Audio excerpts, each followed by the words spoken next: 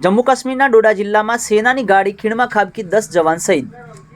જમ્મુ કાશ્મીરના ડોડા જિલ્લામાં ગુરુવારે એક દુઃખદ અકસ્માત સર્જાયો હતો।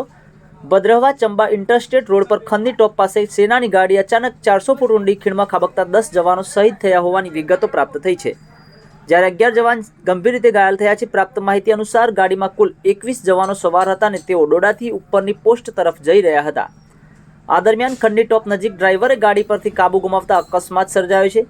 અકસ્માતની જાણ થતાં જ સેનાના અધિકારીઓ અને સ્થાનિક તંત્ર ઘટના સ્થળે પહોંચ્યા હતા। ઘાયલ જવાનોને તાત્કાલિક એરલિફ્ટ કરીને ઉધમપુર સ્થિત મિલિટરી હોસ્પિટલ ખાતે ખસેડવામાં આવ્યા છે, જ્યાં તેમની સારવાર ચાલી રહી હોવાની વિગતો પ્રાપ્ત થઈ છે।